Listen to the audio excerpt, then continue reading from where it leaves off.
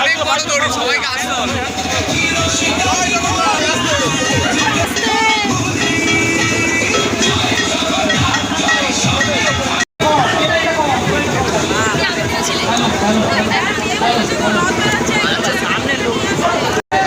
Number দেওয়া আছে, তপনের কাছে পেয়ে যাবে, তপনের কাছে নাম্বার আছে।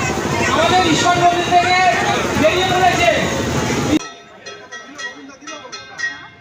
থেকে এই প্রথমবার রথ বেরোলো, এটা বলবে।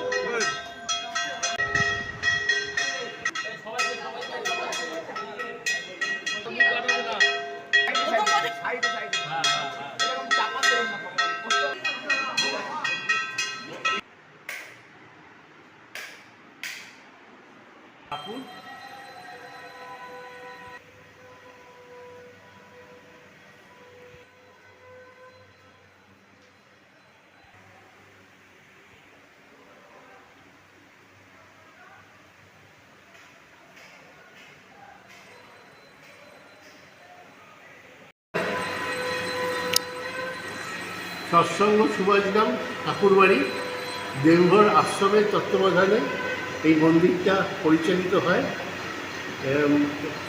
এখানে 4 বেলা ঠাকুর ভোগ হয়, ভোরবেলা 10:30টার সময় একটা, বিকালবেলা আর রাত্রিবেলা। এই মন্দিরটি কত বছর ধরে? প্রায় 15-16 বছর বা তার বেশি হবে। এই স্থাপত্য দেখে তো মনে হয় আরও বেশি বয়স হবে। হ্যাঁ।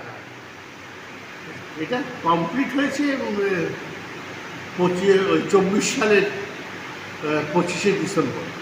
মানে এই উপরটা স্থাপিত করানো হয়েছে। এর আগে নিচে ছিলেন ঠাকুর, তারপরে উপরে তোলা হয়েছে। আজকে তো পবিত্র রথযাত্রার দিন, দেখলাম তলা দিয়ে রথ বেরোচ্ছে, তো এই সম্পর্কে আপনি 1-2 কথা যদি বলেন। আমি কী বলবো, আমি এখানে ওই পাড়ার ওই নাগরিকরা আর কি ওই রথটা বের করে সৎসঙ্গ বিহার থেকে ওদের ইস্কনের জায়গা নেই বলে বোধহয় আমাদের মন্দিরেই এই রথটা ঢোকানো হয়েছিল।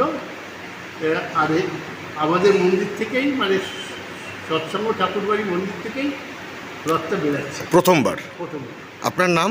আমার নাম দেবাশিস গোস্বামী। আপনি এখানেই থাকেন নিবাস? আমি হ্যাঁ কাছাকাছি। ধন্যবাদ। মন্দিরের কাছে। এই সুভাষগ্রাম ঠাকুরবাড়িটা নির্মিত হয়েছে ডক্টর সুভাষ সর্দার SPR কর্তৃক। উনি বর্তমানে যদিও নেই, ওনার তত্ত্বাবধানেই এই মন্দিরটা স্থাপিত হয়। এখন কত লোক নিয়ে আপনারা সৎসঙ্গ করেন? 200 থেকে 250 লোক প্রত্যহ? প্রত্যহ না, আমাদের প্রতি মাসের প্রথম রোববার বিকালবেলা 200-250 লোকের তত্ত্বাবধানে একটা সৎসঙ্গ হয়। আপনাদের এই সৎসঙ্গ যে নিবাসটা আছে, এর ঠিকানাটা যদি বলে দেন।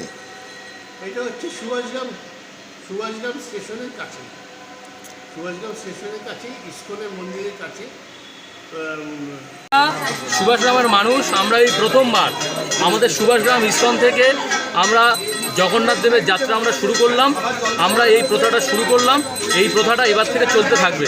আর এই আমাদের এই জগন্নাথ দেবের রথ আমাদের সুভাষগ্রাম 19 নম্বর ওয়ার্ড বাজার হয়ে 20 নম্বর ওয়ার্ড টাচ করে আমরা 21 নম্বর ওয়ার্ড নবতারা স্কুলের পাশে যে লোকনাথ মন্দির আছে, সেই লোকনাথ মন্দির ওখানে আমাদের মাসির বাড়ি করা হয়েছে। সেই লোকনাথ মন্দির ওখানে আমাদের রথ যাবে। আবার উল্টো রথের সময় আমরা ওই লোকনাথ মন্দির থেকে আবার ওই সেম অনুরূপ রূপে আমাদের এই 19 নম্বর ওয়ার্ডে আবার চলে আসবে। সুভাষগ্রাম ইস্কনে এখানে রথ থাকবে। জয় জগন্নাথ। জয় জগন্নাথ। আজকে জগন্নাথের এই জগন্নাথের লীলা খেলায় আমরা সমবেত হয়েছি একটা ইতিহাস তৈরি করার জন্য। পরিবেশ আজ এক নতুন দিশা দেখতে পরিবর্তনের ঝড়ে আমরা আজ এই জগন্নাথ বলরাম সুভদ্রাকে নিয়ে যাচ্ছি আমাদের মাসির বাড়িতে, এবং সেখানে গিয়ে পরিবর্তন ইতিহাসকে এক প্রাগ ঐতিহাসিক ইতিহাস বানিয়ে ছাড়বো। এই সনাতনকে এক মহতী সনাতন বানিয়ে ছাড়বো আজকে। জয় জগন্নাথ, জয় জগন্নাথ, জয় জগন্নাথ। নীলাঞ্জন পান্ডা, হিন্দু জাগরণ মঞ্চ, বারুইপুর জেলা। আজকে একটা বিশেষ দিন, আমাদের পবিত্রতম দিনের মধ্যে একটা রথযাত্রা। পৃথিবীর বিভিন্ন দেশে রথ আছে, যাকে ইংলিশে চ্যারিয়টস বলে। আমাদের রথ মানে ভগবানের যাত্রাপথের বাহন। আর এই রথ শুধু ধর্ম নয়, সংস্কৃতির সঙ্গে জুড়ে আছে।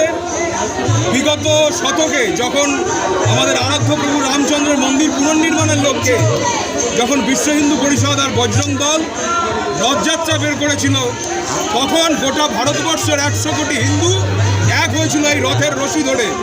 আজকে আবার ধর্মরাজ্য প্রতিষ্ঠার দিকে আমরা কয়েক কদম এগিয়ে চলেছি। রামরাজ্য প্রতিষ্ঠা হবে, সেটা প্রভু জগন্নাথ দেবের নামে হবে, এই বঙ্গভূমিতে, শ্রী চৈতন্য মহাপ্রভুর ভূমিতে, প্রভুপাদের ভূমিতে, রামকৃষ্ণ পরমহংসদেবের ভূমিতে। হিন্দু হিন্দু ভাই ভাই হয়ে দল মত বর্ণ নির্বিশেষে রথের দড়ি টেনে বলুন গলা মিলিয়ে হিন্দু হিন্দু ভাই ভাই, জয় জগন্নাথ।